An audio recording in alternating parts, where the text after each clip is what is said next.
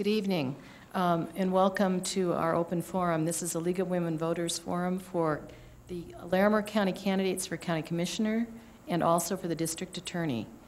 I'm Lee Thielen, and I'm a member of the League of Women Voters, and we welcome you here, and thank you for coming out in what looked like it was going to be a stormy night. Before getting started, I'd like to thank the voter service team of the League for organizing this forum. They do such a great job, and also the City of Fort Collins, which is filming the forum and which will rebroadcast it on Channel 14 multiple times before Election Day. First, to comment about the League. The League of Women Voters is a nonpartisan political organization that encourages informed and active participation in government and influences public policy through education and advocacy, and we're very pleased to sponsor candidate forums. About the election, a reminder, the election is November 6th, with early voting beginning on October 22nd. The latest date to register is October 9, so if you have not registered or need to confirm your registration, please do so by October 9.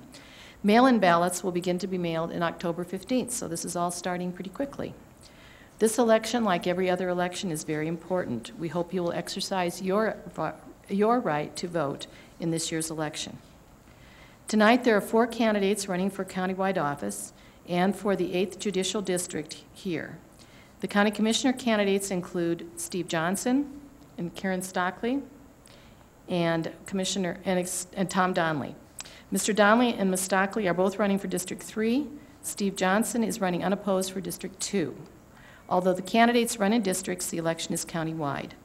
Clifford Riedel is running unopposed for the office of District Attorney, and that is for the 8th Judicial District, which is for the counties of Larimer and Jackson, I learned. And we thank all of our candidates for joining us here tonight. We're going to begin the evening with each candidate taking 2 minutes to talk about themselves, tell about themselves, answering the following question: why are you running for this elected office, and what skills and experience do you bring to the position? After each candidate has answered that opening introductory question, we will ask the candidates several questions, and you can see the ladies here are busily putting those in stacks. We have many questions have come in. The candidates will have 1.5 minutes to answer each question that they're given, and we will ask all the candidates for County Commissioner the same question, and all the candidates for DA the same question.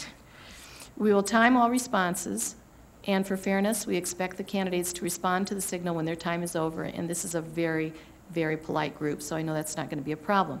To the audience, again, a very polite group. We request that you refrain from applause or what I might call negative applause. So we're going to start with our candidate for District Attorney, Cliff Riedel. Cliff, why are you running for this position, and what skills and experience do you bring to the position? Thank you very much. Good evening. My name is Cliff Riedel, and I am running to be the next District Attorney for the 8th Judicial District. As indicated, the 8th Judicial District covers all of Larimer and Jackson County. As the next District Attorney, it would be my duty and my privilege to represent you, the people of the state of Colorado, in all state criminal prosecutions in the district. There's a motto in the District Attorney's office to seek justice and follow the truth.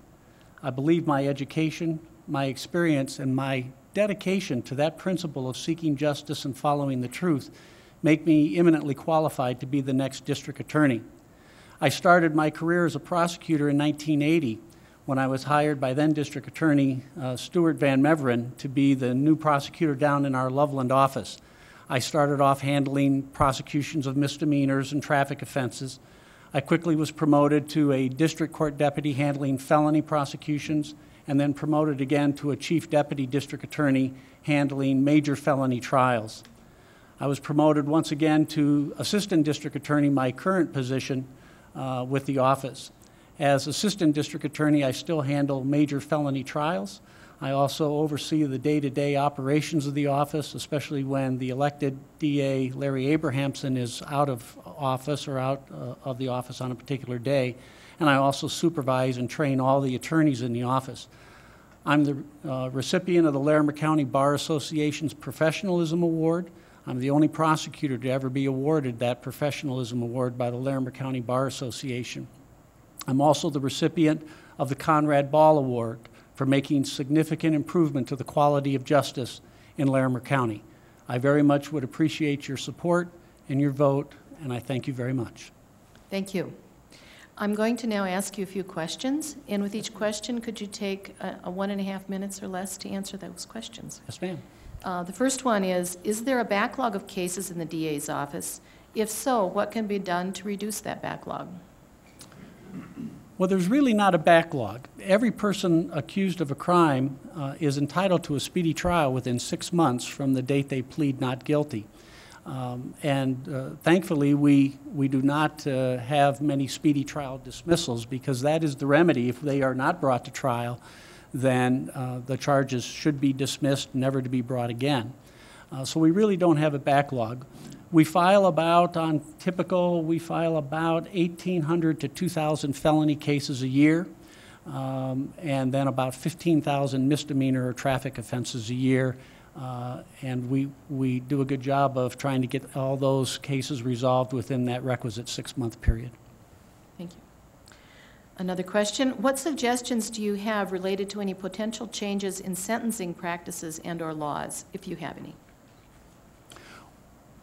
Well, I think we always need to keep in mind that the criminal justice system is not a situation where one size fits all. And mandatory sentencing laws, I think, constantly need to be looked at and reevaluated to make sure that justice is being done. We have a system of checks and balances in our government, and mandatory sentencing provisions can take away discretion and therefore eliminate some of those checks and balances. So I think that's one area we need to keep track of and make sure that appropriate discretion is allowed so that discretion can be used to try and achieve a just result. Does the county have, this is kind of a related question, does the county have any innovative approaches in dealing with such cases as minor drug offenses or similar less serious offenses? We do. Larimer County has, quite frankly, been at the forefront of some very innovative programs to try and keep down our jail population, in particular for misdemeanors and traffic-type offenses. Through the help of the commissioners and the sheriff, we have many alternative sentencing programs where individuals can keep a job and do their basically jail sentence on the weekends or during midweek. They also have provisions where they can go to work during their normal work hours and come back and do community service work at the jail or in the community. So we also have a teen drug court and an adult drug court to try and deal with those whose criminal behavior is really key to addiction. If we can break that cycle of addiction, hopefully we can prevent recidivism. Thank you. Just 2 more questions.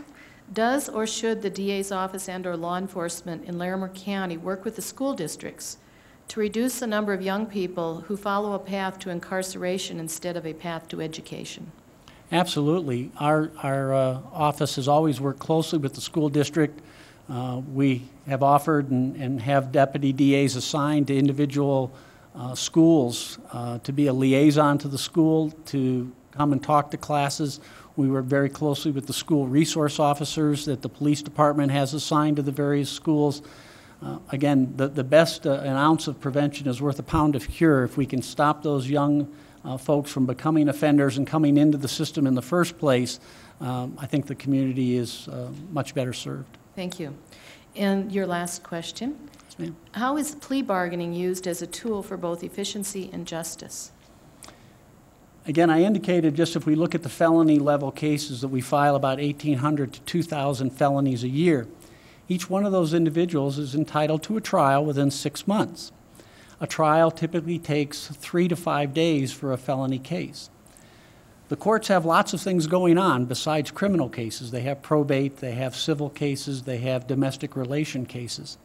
If we used every criminal trial date available from all of the judges, we could probably try maybe 250 of those 1,800 to 2,000 felony cases we file a year. Those are the only dates that the courts have for us. Therefore, what do you do with the other 1,200 or 1,400 or so cases? That's where plea bargaining comes in. Not every case requires a full-blown trial for a just result to be reached. Plea bargaining sometimes gets a bad name, but at its best, plea bargaining is both sides working together to find a just result that adequately protects the public safety and also deals with adequate consequences for the offender. So plea bargaining is essential based upon our system and the volume that we have. Thank you very much. And we will ask you to do your closing statement at the end of the hour, if that's all right. Yes, ma'am. Okay, Thank you. good. Now we're going to move on to our 3 county commissioner candidates. And we would open with our 3 candidates answering the introductory question, why are you running for the office, and what skills and experience do you bring to the position? The first question will go to Steve Johnson. Good evening. Thank you, Lee, and thank you all for being here. My name is Steve Johnson. I'm currently the County Commissioner in District 2. I'm running for County Commissioner because I love Larimer County. This is a great place to live, great place to work and raise a family. And I also believe that each of us have the responsibility to contribute to our community and make it a better place to live for ourselves, our kids, and our grandkids. I've lived in Larimer County for 33 years now, I believe. I came here as a college student in 1978. Like many of you, I fell in love with Fort Collins, wanted to stay here. I earned a degree in chemistry at Colorado State University, and I went on to the veterinary school in Colorado State University where I got my veterinary degree. I practiced veterinary medicine for 16 years in Loveland, Colorado. Then I ran for the legislature. I served in the State House of Representatives for 6 years, and I served in the State Senate for 6 years, where I earned the reputation of working with both Democrats and Republicans across the aisle on some common sense major pieces of legislation that I think greatly improved the state of Colorado. I guess that's kind of a novel approach for some people, but to me it just seemed to be the right thing to do. Common sense, solving problems. I was on the Larimer County Planning Commission for 9 years, was chair of the Planning Commission, and 4 years ago I ran for County Commissioner. So the community that I fell in love with when I was a college student and never had the chance really to work in because I was in Denver and in Loveland, I now have the chance to serve here in Fort Collins. The County Commissioner is a very important job. It affects our county in so many ways. We have a very involved and educated citizenry that want to be involved and want to be heard and want to be listened to and deserve to be listened to in our county, and it's a great job, and I would ask for your vote. Good. Tom. Thank you, Lee, and thank you to Lee for hosting us tonight. Could you turn on your mic, Tom? Sorry. Okay. Thanks again, Lee, and thank you to the League for hosting this. It's a wonderful event. We always look forward to coming here. I'm Tom Donnelly. I'm the current County Commissioner for District 3, which is approximately the southern third of Larimer County, including Loveland, which is my hometown, Berthoud, and Estes Park. As Lee pointed out, though, commissioners are elected at large. We must live in a district, but we're elected at large. I originally got involved in county government in 2006 when I was elected Larimer County Surveyor. I know you probably didn't realize that you had an elected county surveyor, but you do, and I was him. That's how I got involved in county government and kind of found out how county government operated. From that insider's perch, I saw how the county was doing business, and frankly, I saw some things that I thought should be changed. So in 2008, I ran successfully to represent District 3 as County Commissioner. Since I've been in office, I think that hopefully we'll get a chance to talk in depth about some of the things that the board has been able to do. I think you see greater accountability. You see a brand new budgeting process which highlights priority-based budgeting, which highlights performance measures, and which highlights transparency. Some of my experience, and I'm running out of time, I'll tell you, I come from I'm a professional land surveyor. I come from a small business background. My family has a small firm in Loveland, and so I have somewhat of a greater understanding of public works, right-of-ways, deeds, platting. I also served on the City of Loveland Planning Commission and was involved in numerous professional organizations. My wife and I have been married a long time. We have 4 small kids, and Loveland is our home, and we want to continue to see Larimer County be a great place to live. So I didn't get yelled at, and I'll stop there. Thanks. Thank you. Karen. Thank you. Thank you to the League, and thank you all for Could you coming turn out on your tonight. mic, please? Try that again. Good evening. Thank you. Thank you to the League, and thank you all for coming out tonight. My name is Karen Stockley, and I am running for County Commissioner, District 3. And we are the southern part of the county. I live west of Berthoud. I'll tell you a little bit about myself. I've lived in Colorado about 45 years. It's really the only home I've ever known. Currently, I live west of Berthoud with my husband, Jay, and 4 teenagers. We have a small acreage out there. We have horses, goats, chickens. It's our little piece of heaven. I'm a longtime community volunteer. I volunteered in the elementary schools for about 20 years.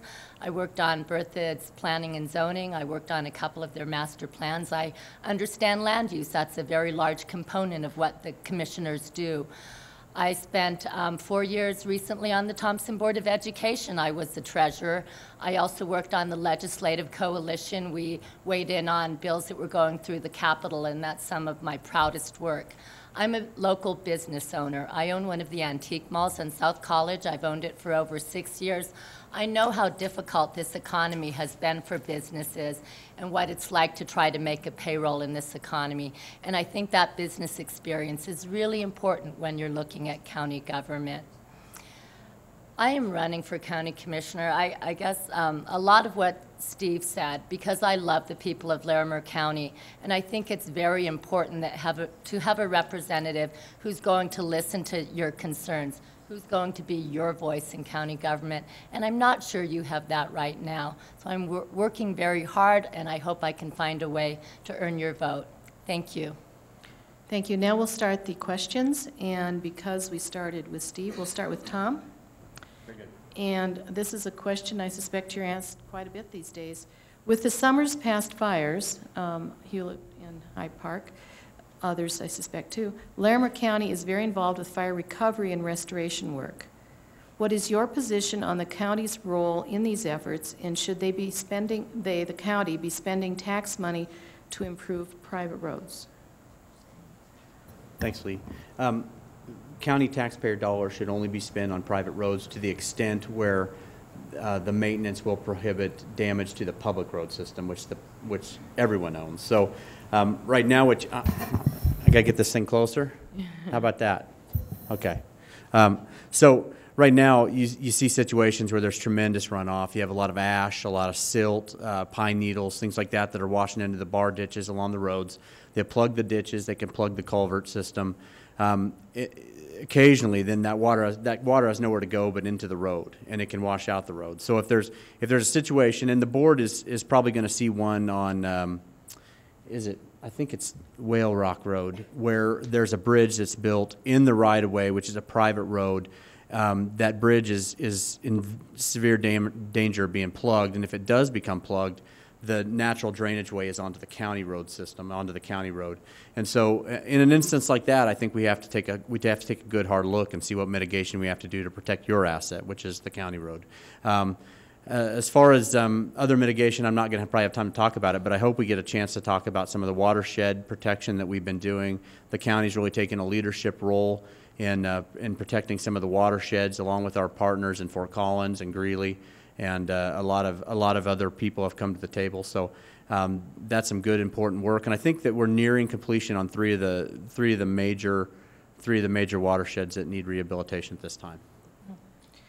Karen, would you like me to repeat the question? If you would, please. With the summer's past fires, Larimer County is very involved with fire recovery and restoration work. What is your position on the county's role in those efforts? And should the county be spending tax money to improve private roads? Certainly. And I think the county's the county's role is going to be certainly to first repair the county roads and to make sure that the culverts and the roads are all in working order. When it comes to the private roads, and that's a really tough one because we have folks who have lost everything in these fires, and the devastation in their lives and trying to rebuild is very difficult. But truly, it's not the county's responsibility to go into private roads. They are private roads for a reason, and when you look at the financial burden that it would put on the county. We can't afford to do that. But I will agree with Tom here. We do need to, when it comes to the extent that those private roads and the runoff from the private roads are impacting the public roads, and that's where we have to go in and do the minimum amount of effort so that we can do the watershed protections and protect our roads from further washouts and any other degradation that could happen. I think, you know, there's a great coalition that's looking at everything now. I think we have reserved monies to do a lot of this work, but again, it's really not the county's responsibility to go in there and fix those private roads. Thank you. Steve? Would you like me to repeat the question? No, I think I got it. I agree with both my colleagues are exactly right. Private roads are actually, the public is not welcome on those roads and cannot travel on those roads, therefore the private residents. And Commissioner Donnelly is exactly right. There are a few very unusual situations where those roads may impact the public roadways, and I think it's prudent for us to look at those situations on a case-by-case basis. And so far, we've only found one. So let me talk a little bit more, since you also asked about the county's role in the recovery of the fire. This was an unprecedented natural disaster, I think, probably in the 30 years that we haven't seen. We have learned a great deal from the experience that Boulder County has had with their major fires, and we met with them, we studied their response. Putting out the fire is one thing. What is probably even more significant, certainly from a timeline that's going to take about 2 years, is the recovery effort. We've hired a recovery manager to coordinate that effort, because the good thing about Larimer County is there are so many nonprofit groups, churches, and other nonprofits that are coming together and that want to help the folks in this community recover. So the role of the county, an important role of the county, is to coordinate all of that effort. For example, we brought a nonprofit group in here to help folks work with their insurance companies immediately after the fire, and that was very much appreciated. So this is a 2-year effort. It's a major part of the county, and it's one thing that we can do because we represent all of Larimer County, and I think the fire victims have been very appreciative of the effort the county's made in recovery. Good, thank you. Our next question will start with Karen. And the question is, most residents have a limited knowledge of the policy and the budgetary decisions of the county commissioners. How could this be improved and the citizens be more informed and the information be more transparent?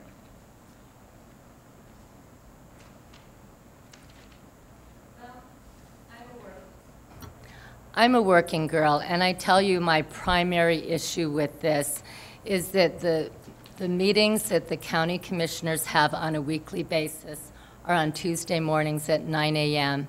I can't frequently attend those meetings because I have a 9-to-5 job, and I think there are a lot of people, a lot of my constituents that I have heard from when I've been knocking the doors for many months now that tell me the same thing, that boy, you know, I just don't know much about county government, and I don't know a lot about what they're spending the money on because I can't attend those meetings.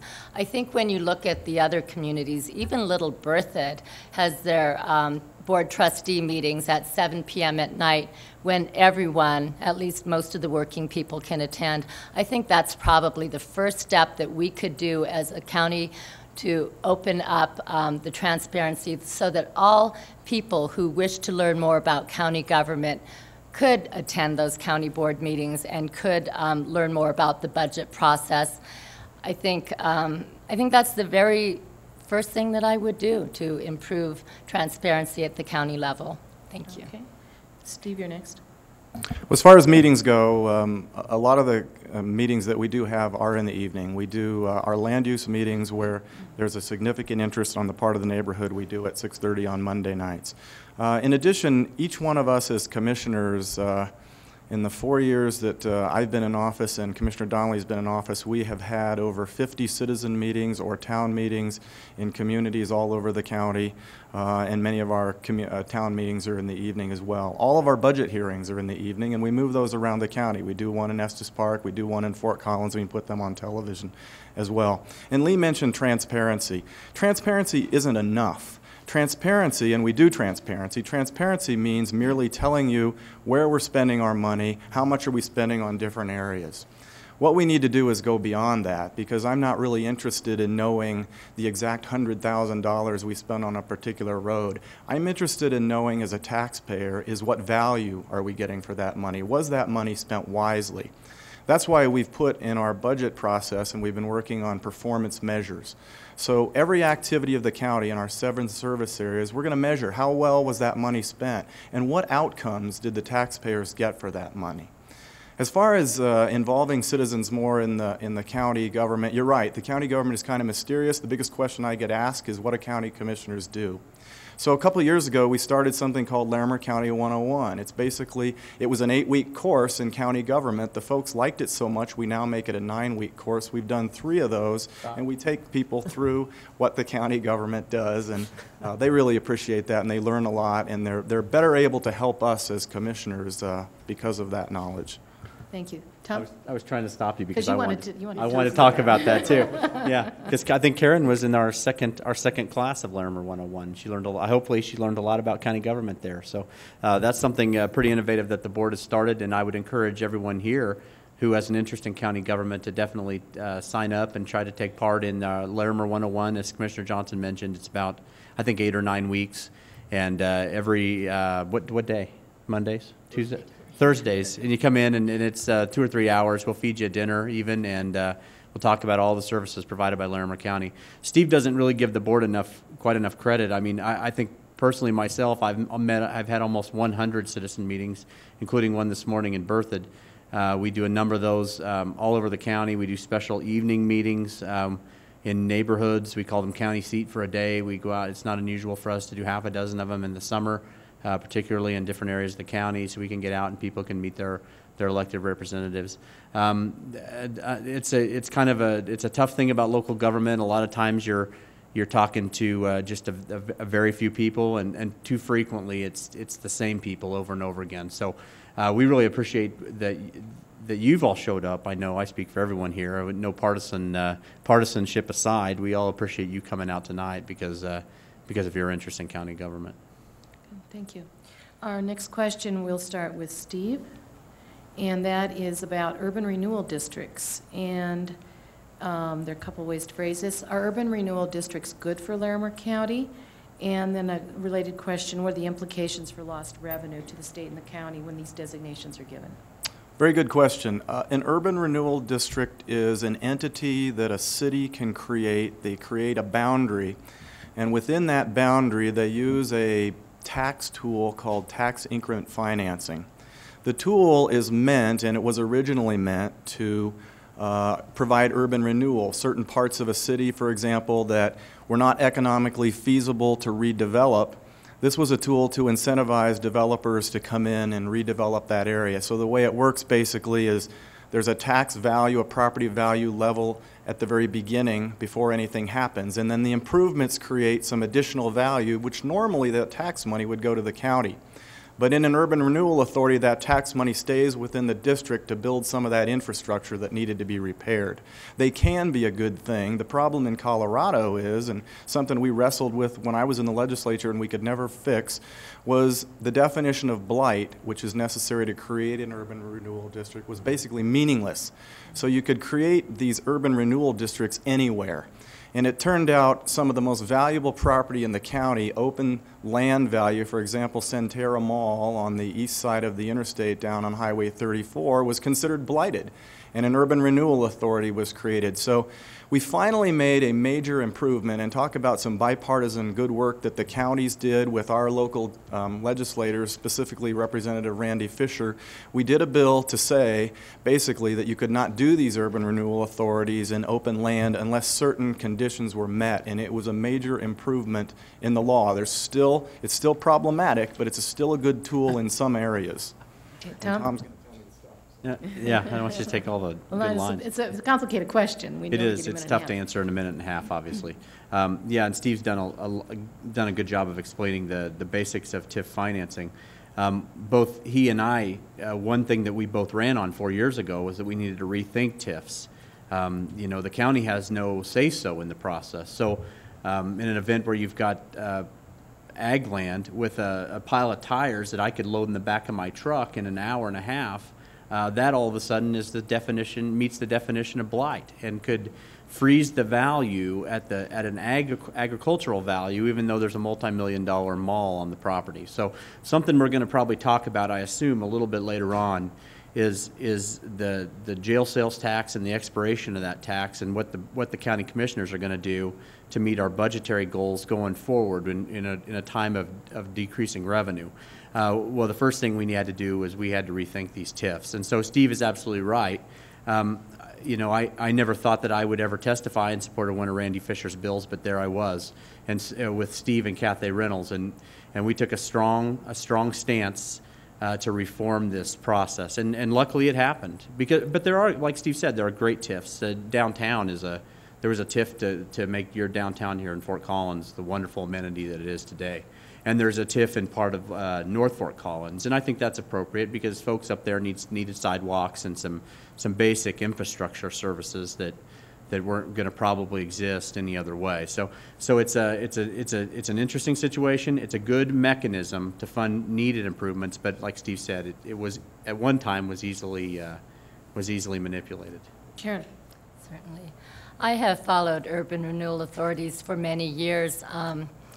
Back when, for about 8 years, I went routinely to the Berthoud trustee meetings, and at I-25 and Highway 56, the McWhinney developers attempted to put an urban renewal authority on 4,200 acres out there. I was able to be part of convincing the town board that that wasn't a good idea. I also opposed the urban renewal authority at the Centerra development. Again, it was a bad idea to designate beautiful, healthy farmland as blighted just because there was a barn that was falling down and not a very good road running through the property. I want to talk a little about the losses to taxpayers with urban renewals. When I was on the Thompson Board of Education, the McWhinney developers came back to us and wanted to alter their urban renewal a little bit for some development. The loss to the Thompson district over the 25 years of the urban renewal was around $75 million. What you need to know as a taxpayer is that everyone in the state has to, because of the School Finance Act, we all have to backfill that loss of money to taxpayers. I think to Larimer County, the loss over the 25 years was about $150 million. Think what that money could do in our communities. And you also pay an additional tax when you go out to Centerra to help go into the developers' pockets. Generally, they're a terrible idea. There are some areas in inner cities where they've done so good, and I would be open to looking at those. That's about it. Thank you. Okay, good. Now moving on to our fifth question. We're going to start with Tom this time. The proposed Glade Reservoir, the Northern Integrated Supply Project, or MSP, is projected to divert large amounts of water out of the Poudre River near Ted's Place. What is your position on this project? Thank you, Lee. I do support the project, and the thing I said, we had a similar forum a week ago, and one thing I said at that time was what a difference a year makes. I spoke to a group of farmers a year ago last May, and one thing that we had abundant water that year. We were letting all the reservoirs were filled, and you can see that they're now drained. And so next year is going to be a tough year for agriculture unless we have some significant snowpack this year. When we talk about the future and our children, everyone here has mentioned children. One thing we have to be thankful for is that the people that came before us had the foresight to think about the future. During the 1920s and 30s, during the Great Depression, people were thinking about the future. That's when they built Horsetooth Reservoir and Carter Lake that made our quality of life here possible and also made our agricultural economy possible. So just real quick, I know I'm going to run out of time. In the last 3 years, 2009, 10, and 11, 1.4 million acre feet beyond the allocation that we have to supply out of the basin was allowed to flow out of the basin into Nebraska. That to me is unacceptable when it's possible to use that water in drought years like this. So. Karen, you're next. Well, this is an issue Tom and I don't agree on. I do not support the Glade Reservoir. I've studied water issues for about 12 years now. Initially, I went into it hoping to save the farms in Colorado. You know, growing up along the Front Range, we've just seen so much farmland that has been depleted. But what I've learned over the past 12 years is if we build the reservoirs, once the municipal users use up all that water, they're still going to go after the farms. So what we need to do instead is see what we can do to save the rivers and to save the farmland. You know, if you look at Fort Collins, they have reduced the per capita consumption of water by about 25% over the last 8 years, as well as the breweries have also reduced their water consumption. One area we really need to look at, we live in a desert here in Colorado. We need to reduce our water use. There's so many other things that we can be doing living in this desert, you know, with low flush toilets, with zero escaping. That's going to go a little ways to help us. We also need to look at water sharing programs so we can protect the farms in Colorado. I want to grow my food locally, and I want to support the local farm businesses. Glade Reservoir is, in my opinion, it's never going to get permitted. It's an environmental disaster. These communities are paying millions of dollars into the EIS project for a project that will probably never be built. Let's get smart and let's look at the alternatives and do some smarter water storage later on. Thank you. Steve? I do support NISP and the Glade Reservoir and the Gailton Reservoir in Weld County. And it depends on how it's operated. And in a minute I'll tell you why and what we've done with that. But first, why is water storage important in Colorado? Colorado is the only state in the lower 48 where every river runs out of our state. Nobody sends us any water. The other thing that's unusual about Colorado is most of the water falls on the western slope in Colorado, and most of the people live on the eastern slope in Colorado. So trans-mountain diversions were developed as a part, certainly, of the Colorado Big Thompson project, which was referred to. The other thing is that most of the water runs out of the state in 2 months of the year, in May and June during the spring runoff, as we all know. So without storage in Colorado, we don't have water for agriculture, we don't have water for those remaining 10 months of the year. And Karen is correct that municipalities and industrial use can have a higher priority than agriculture use. The problem is they're already drying up farms now. That's why this storage is important. But it depends upon how it's operated. And I believe that it can be operated in the best interests of the people of northern Colorado. So what has the county done about that? The legislature, the counties basically only do what state law allows us, but the legislature during the 70s passed a bill called House Bill 1041, which allowed the local government's regulatory authority over certain aspects of land use, a very specific list. And some of those deal with reservoirs, and this board, adopted 1041 powers for the roads and the area uses around reservoirs so that we could help ensure that our citizens' interests were protected to the maximum extent possible by state law by Larimer County. Thank you. Move on to the next question, and Karen, you're going to start this one. And the question is related to transportation. Okay. And the way it's worded is, the I-25 corridor study identified the widening of I-25 in northern Larimer County as a higher priority than providing passenger rail service. Where do you stand on this issue, and what do you think would be the best long-term solution to transportation problems in northern Colorado? Again, 1.5 minutes to answer a very long question. That's a complicated question. In the time that I have lived in Colorado, I have watched I-25 grow from here to here. And realistically, we cannot continue to widen I-25.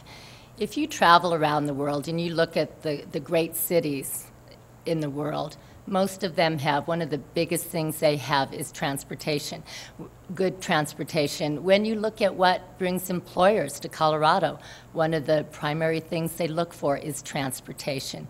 We absolutely need to be visionaries when it comes to the future of transportation in Colorado, and that's not going to include continuing to grow I-25 infinity. What we need to do is find a way. I think, you know, that EIS process, we need to get passenger rail. We need to get it now in Colorado. We need to be the visionaries. I think we need to make sure that it's going into all of the communities. We don't want to run it along I-25. I think we're going to need to develop certainly something similar to an RTD, but certainly much smarter than the current RTD that they run in Denver now, but I think we need to be the visionaries. I think if we are going to grow as we anticipate in northern Colorado and all of Colorado, we need to have smart transportation, and that includes expanding rail and doing passenger rail all the way from Fort Collins to Denver. Thank you. Steve, you're next. So I think one thing we all have in common in this room is that we all drive I-25 and we all hate it. We all fear driving to Denver. We fear the traffic. We fear the accidents. If there's an accident anywhere, that whole thing becomes a mess. I think I calculated one time in the 30-some years that I've lived here, because I went to high school in Littleton, came up here for college, I think I have driven to Denver and back over 1,000 times on I-25. I do support widening I-25 to 3 lanes. I think the majority of people are going to use I-25 with a vehicle. If you notice where it's been widened to 3 lanes south of Longmont, I can remember that what it was like before and after, and it's a major improvement in that section. And when you get to where it becomes 2 lanes, becomes a problem.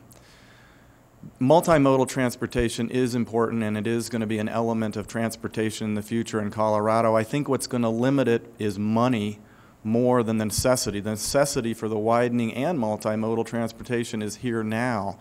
And as a matter of fact, the bridges that you see being built on I-25 are planning for an eventual rail line to go through there. The right-of-way is being preserved. But I think most of the folks that I talk to think that a bus-type situation, HOV lanes, is probably more flexible and more appropriate. But like I said, I think what's going to be the limiting thing is not our desire and not our need, but it's the money. And our state has a financing problem for transportation, and it goes back to the fact that we're tied to a gasoline tax, which has not been raised since 1992, and as cars get more efficient, we're defunding our roadways. So the financing, I think, is the biggest obstacle. Yeah. Tom. Thanks, Lee.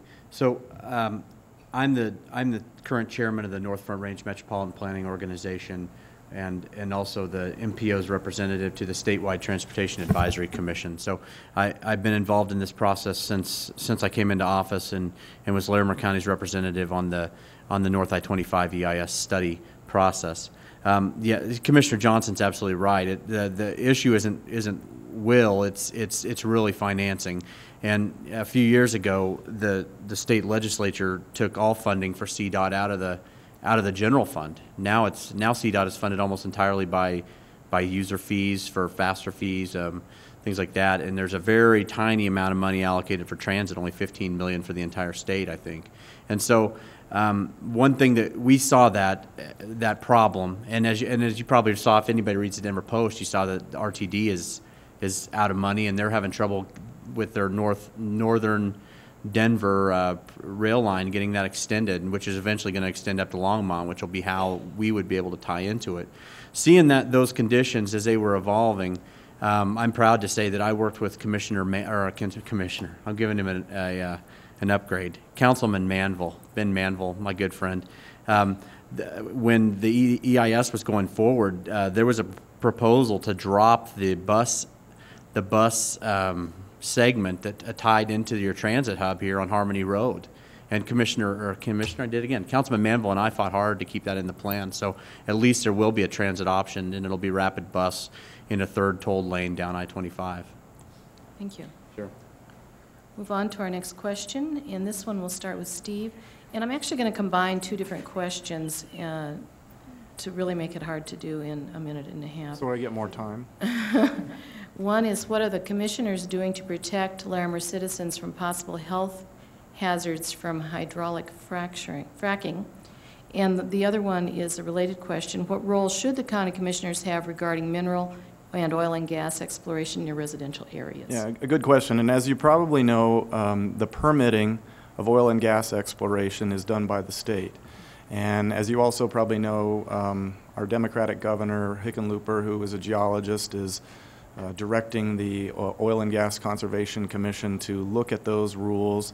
I think specifically more with the siting of the wells, the separation between residences in those wells. Larimer County's authority right now is issuing road access permits to those wells. I actually believe that the regulation of these wells is a statewide matter of importance to all the citizens of Colorado, and I think, in my opinion, it's important to have an adequate statewide regulatory scheme rather than have 64 different counties and a lot of different communities have a lot of different rules. That doesn't make any sense to me. I think there does need to be a balance. We want to encourage domestic energy production in our state. Those are good paying jobs in our community, and I believe that it can be done safely and responsibly with the proper oversight. We also want to balance the neighbors and the property rights and the property values of the surface owners who live adjacent to those facilities. So it's a balancing act that I think you have to protect the value of the neighbors and the value of their health and their property against the need to have and the constitutional right that the mineral owners have for the extraction of the minerals. Tom? Yeah. So I sort of agree with Representative Randy Fisher again for the second time this evening. When he was at this league forum a few weeks ago, Lee, he said that at the time of their adoption, Colorado had the most stringent regulations on oil and gas producers in the United States. I believe he said that if you were here. But on top of that, let me talk a little bit about what we've done here in Larimer County. So we have contracts with some of our local municipalities. We call them intergovernmental agreements, and so they control the GMA, which is another acronym that stands for Growth Management Area. So I'm down to a minute already. So that's the boundaries that the cities believe that the towns believe they'll grow into in the next 20 years. So it's important. It makes land use much more predictable, and it makes sure that we don't put a large lot county subdivision where they're planning to have a major arterial or a commercial park or something in the future. Well, the state doesn't have any idea about these growth management areas. They don't know what our agreements are with our local municipalities. So when there is a well that's drilled in Larimer County, if it falls inside one of those GMA boundaries, those municipalities weren't being notified. So one thing that our board did that was, I think it was a great idea, was we opened up better communication with our municipalities. When we find out about a well being permitted, we are able to notify that community so that they can at least have input as far as their siting of their public utilities, roads, and things like that. And I'm probably not going to have time to finish this one, but on our public lands, I think maybe you saw in the newspaper that we worked with the City of Fort Collins, the Nature Conservancy to develop a process to really minimize the impacts of oil and gas drilling on some of our public open spaces that are county and city owned, collaboratively. Good. Karen? Sure. Thank you. Fracking is an issue that has evolved, I should say, over the last 6 months when I started this campaign. I would say more notification to landowners. Just doing that is certainly not enough. Now, ideally, I think for consistency for the businesses, it would be ideal if the state regulated fracking and protected the citizens from the harmful effects of fracking. But that's not happening right now, and I think that's when local control comes in. You know, we always like to talk about local control, but sometimes we find that local control is only convenient when it's convenient, right? There's a loophole in the state regulations right now that will allow for wells to be drilled within less than 100 feet from suburban homes. This is happening in Weld County. This can happen in Larimer County. I have very serious concerns about the chemicals that are used. They're carcinogens. I have serious concerns about our aquifers and the contamination.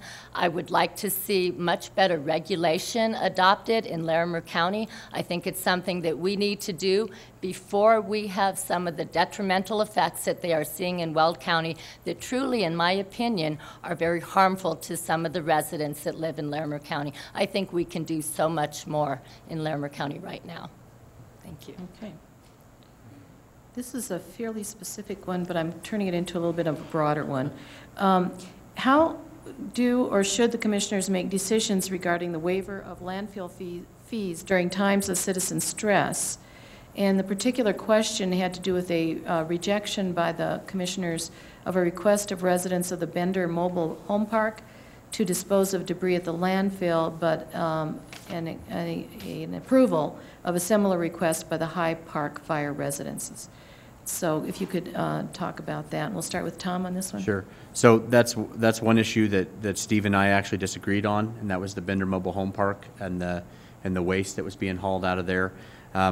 You know, we have a peculiar arrangement at our landfill. It's an enterprise fund, so it's funded entirely on fees. It has to pay its own way and make its own way in this world, and it does an excellent job of that. It also is a peculiar arrangement in that it's owned by Loveland, Fort Collins, and Larimer County, all of us together. So what happens when the city of Fort Collins brings in, say they bring in branches or something like that they want to dump, we don't charge them that Larimer County. Now they pay. Now I know Darren Atterbury would want me to say this. They pay, their different departments pay, and they do some different programs. Hazardous waste cleanup, or I mean household hazardous waste cleanup and things like that. But they don't pay the county when they haul into our landfill. So this particular cleanup effort was actually going to be performed by a private developer, but the city of Fort Collins had offered to pay for part of the cost of that process. So I thought, well, that's similar to Fort Collins hauling the waste in themselves, and I would be willing to waive the fee as if the city of Fort Collins we were providing that service to the city of Fort Collins themselves. Now, the other two commissioners, they'll have they had a legitimate reason for what they did. I mean, they're going to tell you about you know, that just like I said, that the landfill is fee-based and an enterprise fund and has to function on its own. We had a slight disagreement there, and I guess I'm out of time. Karen. Well, I followed with interest the situation at the Bender Mobile Home Park, and I think it was very unfortunate for those folks that were displaced, that were suffering so much financially, that Larimer County did not help them more. I mean, even Fort Collins stepped up to the plate, the Fort Collins Council, and helped them out some, I believe. I think Larimer County should have done a better job. I think it is the right thing to do when it comes to the Hyde Park fire restoration. But I think what you want and what you expect from your government is to have an even playing field. And I don't think that happened with the Bender mobile home folks versus the Hyde Park fire folks. And I think it's something they probably should have done a better job with. Steve? I think when the county looks at those situations, I think they have to be fair to everyone. And the reason that I was opposed to a fee waiver in the case of the Bender Mobile Home Park is that the situation that those folks face, and Karen is absolutely right, as unfortunate as it was, is faced by too many hundred other families in Larimer County that have their properties foreclosed on as well. So unless we had a process that treated everyone that was in that situation of losing their home through foreclosure or whatever, I didn't think it was fair to treat one group one way and other individuals a different way. The city, as you know, and it turned out I was right, actually. The city, as you know, appropriated $50,000 to the Bender mobile home folks to help them with their relocation, and they came to the Larimer County and asked us to do the same with $50,000. United Way helped up and generated some additional contributions as well. It turns out that all of the monies that has been spent to help the folks has been about $52,000. So it turns out that I think the assistance the county was being asked to provide wasn't even used in this case. Okay, good. We're running out of time, and I wanted to ask a question that I'm going to take 3 of these cards and throw them into one question. Wow. And it has to do with taxation. It has to do with budget. And it has to do with everything from the cost of the High Prairie fire to the cost of incarceration.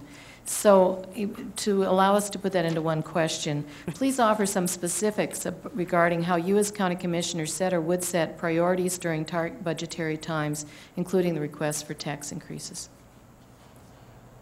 It's a nice closer question. And the next one is Karen to start. Can you just repeat that once Yes. more, please? That's an important question. Here's the question. Please offer some specifics regarding how you as county commissioners set or would set priorities during tight budgetary times, including when you would request tax increases, since that has to go to a vote of the people. Okay. And that'll be our last question, then we'll go to close. Well, I know that Larimer County does do a good job with their priority budgeting, but what's happened, certainly we're looking to cut $10 million out of the general fund, and that's a lot of money. And if you go to every single department, they're all going to tell you that they need that money. I know I spoke with our Sheriff Justin Smith, I believe just last week, and he showed me the areas that they're looking to cut in the Sheriff's Department, and it gets pretty scary when you're looking to cut, services into Estes Park and Red Feather Lakes, and that's a result certainly of declining revenues. As a business owner, I know that we're going to come out of this recession slowly perhaps, but we are going to come out of it. I think that's what we have our reserve money for. Sometimes these one-time capital expenses out of reserves can go a long way to tide us over until the economy improves. Any future tax increases that are presented, certainly I'm going to look at it. I'm going to see if that money is indeed necessary, and if it's the only thing that we can do. I think you have to study those with open eyes and open minds and understand what it is that your citizenry expects from you. So I would always be open to looking at them, but we are pretty conservative in Larimer County, so I would just have to take them on a case-by-case basis. Thank you. Steve?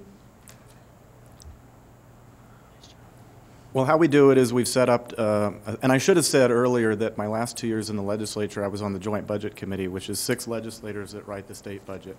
And when I came to Larimer County, I was so pleasantly surprised at what a better budget system our county has than the state has for prioritization, not only prioritization, but also measuring the outcomes and measuring the performance. So how do we decide on the priorities? It's a good question. We start off with citizen input. The county does a survey every 2 years of citizens, and we ask citizens, what services are most important to you? We also have the 50 or 100 citizen meetings that each of us have a year. We ask citizens, we hear from citizens all the time. I hear from more citizens in a year than I heard in 12 years when I was down in the legislature. I get more input from citizens about what's important. One of the philosophies the county has done is we have seen too many other governments try to do so much and spread themselves so thin and try to get into so many areas they really shouldn't be in, that what they end up doing is not doing a very good job at any of them. And the county, as well as the state, and unfortunately the federal government does this, but we have to balance our budget. We can only spend what we take in. So we have a prioritization system that we take citizen input. The commissioners go through a rubric, and we look at, is the service preventable? Is the service mandated? What do the citizens think of the priority of this service? And we list all those. We get a big scatter sheet with all of those. So we know basically where we have to draw that line. When we get our revenue in each year, we fund the most important things to the citizens of Larimer County. And we measure the performance of those things as well. So, thanks. And if this is our last question, Lee, thanks. You've done an excellent job. Thank you. I won't go back over what Steve just talked about and address the how of the budget. Maybe I'll give you some actual real rough numbers. There's some good news. I mean, we are, on June 30th was when the assessor finished the 2012 appraisal. That's to figure the taxable value for 2013, 2014. Those are the taxes that you'll pay in 2014 and 2015. So right now we've got the money and the values that we're going to have 3 years from now. So when the jail sales tax expires in 2015, you see our problem: flat revenue with this existing tax expiring. This year, the jail sales tax is going to bring in about $6.8 million. Now, I got some good news for you for a change. County departments in 2011, at the end of the year, returned almost $9 million of their budgets unspent. Of that, we think about a net of $6 million was really not prioritized or not allocated for any real service. So you're talking about right now $6.8 million in tax, $6 million return. So that doesn't seem like much of a problem. Now there are things that we don't have great control over: the cost of health insurance, the cost of fuel, things like that are going to go up. So that's why we're figuring that number at $10 million. As I think someone mentioned, we have adequate reserves to take care of any problems if something should come up. And we do have some unmet needs in the county. The county did a master plan in the late 90s that identified that they needed to build an alternative sentencing building by 2003. They went through the best economy of any of our lives and didn't build it. I'm proud to tell you that our board did build that project, a $10 million project, totally out of reserves, no new taxes, no bond debt. Okay, I'll stop. Good. Thank you. And let's see, you've all answered that question. Did you start? Yes. Oh, yeah. Yes, you have. So we're now at the close, and you are allowed a minute to do a closing statement, and we'll start with Cliff. Thank you very much. First off, to the League of Women Voters for hosting this forum, and also for all those who attended. For 32 years, I've had the privilege of appearing in court, standing up in front of a judge and stating, "My name's Cliff Riedel, and I'm representing the people of the state of Colorado." I believe if you look at my record, I have represented the people well. I think it's important that you know this about me. After all those many years and thousands of cases I've handled, I still look at the participants in the criminal justice system as individuals. Some of them are flawed, some of them are addicted, some of them are going through difficult times. Some of them are evil, and a great many of them are very good people who made a poor choice. And I try never to lose sight of that fact. I try and bring every resource I have at my disposal to distinguish between those who are good people who made a poor choice and those who need to be locked away for the protection of us all. I thank you, and I ask for your support. Thank you. Steve? Thank you very much, Lee. I think what I'd like to do with my closing statement is tell you a little bit about what my vision is for Larimer County and why I fell in love with Larimer County and what I would like to see Larimer County become. I think we all agree, whether we're Republicans, Democrats, unaffiliated, or whether we're so fed up with politics we didn't register and we don't vote. I think we want this community to be a good place to live. I think we want this community to be a place where there's opportunity for ourselves, for our kids, and our grandkids to have the kind of job and pursue the kind of dreams they have for themselves, regardless of what that dream is. I think we want to give Larimer County to the next generation in better environmental shape than we found it in. I think we have that responsibility to give our world and our community over to the next generation in better shape. And I think finally what I want for Larimer County is I want a community where everyone feels welcomed and valued and respected and treated with dignity in this community, regardless of their situation, regardless of what they do and what situation they're in. They're all valued members of this community, and they should be treated that way by their government and their fellow citizens. Thank you. Tom? Yeah. So thank you, Lee. You did an excellent job. Thank you to the League for hosting us. This was a great event. Nice to see so many folks that have showed up tonight. And thank you to Karen, and thank you to Steve. I think this was a great, very informative forum, and I appreciated your work and your effort. And you too, Cliff. I didn't mean to leave you out. Again, my name is Tom Donnelly. It's been my pleasure and honor to serve you for the last 3.5 years as your county commissioner. I think, as has been alluded to, we face difficult times in the future. In the near future, and the next Board of County Commissioners will have to address those difficult situations. I think at a time like this, you need proven leadership. You need someone who understands the county budgeting process, who's been there from the beginning, who knows what we can cut, when we can cut, and how to prioritize our current money that we have, and still make sure that your services are provided to you as responsibly and as well as we possibly can. I'm Tom Donnelly, and I ask for your vote. Thank you. Karen? Thank you. I, too, would like to thank the League, and thank you folks for coming out, and thank you, Tom, and everyone else up here tonight. When I think of democracy and government, and we talk about how broken government is in general, what I really like about government are the checks and balances that we get when we have a more than one-party system. We don't have that in Larimer County right now. We have 3 men, and then we have 1 Democrat. And I think that when you look at the choices that are being made, and when you look at the population in Larimer County, we're very diverse. I think we need a new set of eyes in there. I think we need a woman's voice in there. I know budgets. I cut $18.5 million from the Thompson Board of Education's budget. I understand business. I understand land use. I'm a very hard worker, and I ask you to give me a chance to show you what kind of work I can do as a county commissioner. I'm Karen Stockley, and I thank you again for coming out this evening. Please give all of our 4 candidates a big round of applause. Thank you for coming tonight. Again, we hope you all will vote. The League of Women Voters has a new election website, which gives you all the information you need to know about elections, but also about candidate positions, and that is vote411.org. The Larimer County Elections Office also has an excellent website. That is vote.larimer.org, or votelarimer.org. And again, the League of Women Voters is a nonpartisan political organization that encourages informed and active participation in government. We thank you for attending tonight and urge you to vote in this and all elections. Thank you.